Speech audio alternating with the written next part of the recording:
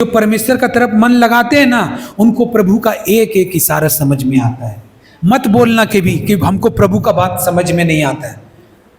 प्रभु इतना जटिल नहीं है। हालेलुया। एक खराई और सच्चाई से चलने वाला आदमी को लोग तुरंत समझ जाता है, क्योंकि वो सीधा ही इतना होता है। हर आदमी समझ जाता है ये एक सही आदमी है। हालेलुया।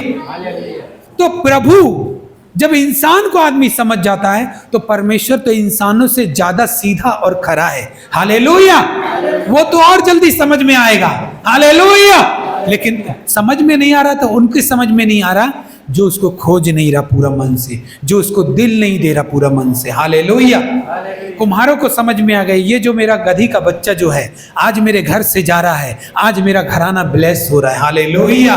उसको मालूम है ये मेरा घराना ब्लेस हो रहा है, मेरे लिए ब्लेसिंग है कि कोई मेरे पास से आया गधा मांगने के लिए, क्योंकि प्रभु का वचन मेरे जीवन में पूरा हुआ।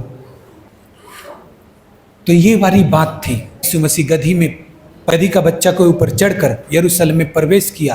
तो इजराइल का राजा आएगा आएगा आएगा, भविष्यवाणी हुई है। तो इजराइल सोच रहा है कि घोड़ा और रथ लेके आएगा, सिंहासन लेकर आएगा। हालेलुया। मुकुट पहन के आएगा। हालेलुया। मुकुट और सिंहासन, घोड़े और रथ वो राजा लेकर आता है जिसको लड़ाई करना होता है, जिसको अपना पैर जमाना होता है, जिसको कुछ हड़पना होता है। हालेलुया। जिसको युद्ध करना होता है। लेकिन प्रभु तो युद्ध करने वाला राजा नहीं है। हालेलुया। इसीलिए उसने घोड़े को नहीं चुना, इसीलिए उसने रथ को नहीं चुना, इसीलिए उसने गधे को चुना, क्योंकि वो प्रभु युद्ध करने वाला प्रभु नहीं है, लड़ाई झगड़े लगाने वाला प्रभु नहीं है। वो शांति का परमेश्वर है। हालेलुया। हालेलुया। गधी पर आने का मतलब है कि परमेश्वर ये बताना चाहता है कि वो शांति को लेकर आने वाला राजा है। हालेलुया। हालेलुया। वो शांति को लेकर आने वाला राजा है। वो घोड़े रथों को तो उसको जरूरत है जो किसी को मारने आया है, जो किसी का चीज हड़पने आया है, जो किसी से चीज छीनने आया है। हालेलुया।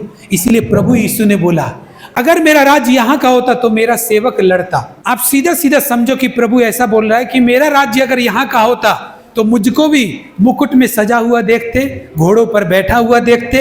हालेलुया। मेरे भी आगे पीछे दास दासियां पैरवी करते हुए देखते। हालेलुया। लेकिन तुमने नहीं देखा ना, क्योंकि मेरा राज्य यहाँ का नहीं है, यहाँ का नहीं है। इतनी सी बात समझने के लिए आज पूरी दुनिया को प्रॉब्लम हो रहा है।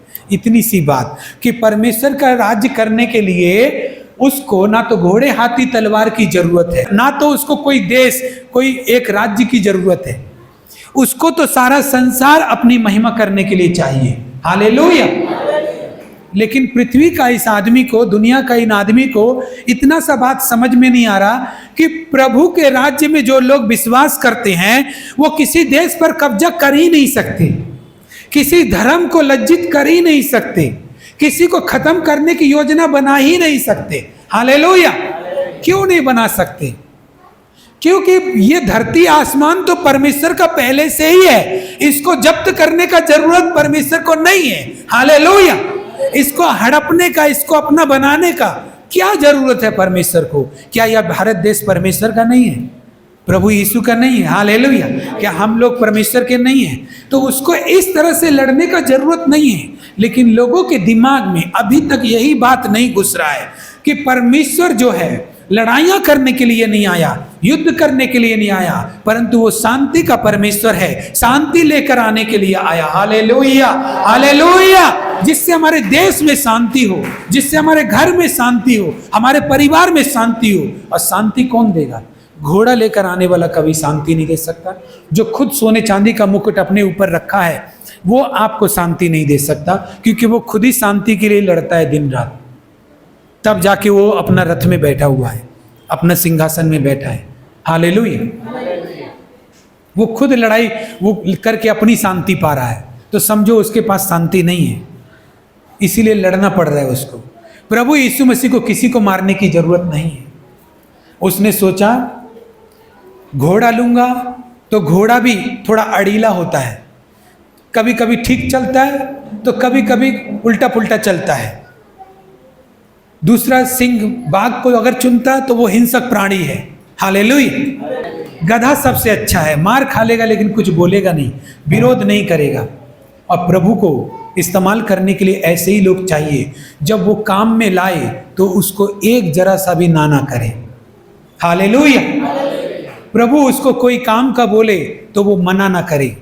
परमेश्वर को गधा के जैसे लोग चाहिए। हम ये नहीं बोल रहे आप गधा है। हालेलुया। अगर हम ये मानते कि प्रभु मैं भी उस गधा के तरह उतना ही दीन, उतना शांति वाला बनूं, तभी तू मेरे ऊपर आएगा, तभी तू मेरे अंदर आएगा, तो मुझे बना दे। अगर तू गधे के इस स्वभाव से खुश है और तू गधे पर सवार होता है, तो मैं भी तेरा वो गधा बनना चाहता हूं जिसके ऊपर तू रहता है। Hallelujah, hallelujah. मैं सच कह रहा हूं, परमेश्वर प्रभु यीशु मसीह ने गधा क्यों चुना? इसीलिए चुना आने के लिए। एक सोचो, गधा का कोई बात में सम्मान नहीं, गांव में बोलो चाहे शहर में बोलो, आदमी गधा शब्द को गाली के लिए इस्तेमाल करता है। हालेलुया। तो सबसे नीच और सबसे छोटा दिखने वाला प्राणी, उस गधा को परमेश्वर ने अपनी सवारी बना के पूरा इतिहास में उसको सबसे बड़ा पद दे दिया। आज का दिन में जिस भी चर्च में प्रचार हो रहा होगा, उस गधे के बारे में हो रहा होगा जिसके ऊपर प्रभु बैठा। Hallelujah, hallelujah. आज पाम संडे, खजूर की डालियों का पर्व है, लेकिन आप देखना उस खजूर की डाली के बारे में कम, उस गधा के बारे में ज्यादा प्रचार हो रहा होगा, क्योंकि उस गधे ने बहुत बड़ा चीज परमेश्वर को दिखाया है, जिसके कारण परमेश्वर ने भी उसको इतना मान दे दिया है कि आज के दिन हर पास्टर, हर विश्वासी का ये प्रार्थना भी होता है, परमेश्वर मैं उस गधे के समान स्वभाव वाला बनूं। हालेलुया। गधा नहीं, उस गधे का तरह जो स्वभाव है वो परमेश्वर मेरा हो। अगर तू ऐसे ही स्वभाव को पसंद करता है तो वो मेरा स्वभाव बने। और जब आप ऐसा करते हैं तो प्रभु आपको इस्तेमाल करता है, आपको अपने कामों के लिए भी इस्तेमाल करता है। गधा लेकर आने से परमेश्वर ने एक संदेश दिया कि वो शांति का परमेश्वर है। तलवार चलाने नहीं आया, मारने लूटने पीटने नहीं आया, इसलिए गधा लेकर वो प्रवेश किया। तो लोगों ने उसको राजा ही नहीं माना। अगर हम ऐसे प्राणी बन जाएं जो शांतिपूर्ण प्रभु के काम करें, शांतिपूर्ण उसकी आज्ञा को माने, शांतिपूर्ण बिना विवाद किए उसकी आज्ञा को माने, तो परमेश्वर हमारे ऊपर अपना कब्जा करेगा और हमारी अगुवाई करेगा। Hallelujah, hallelujah.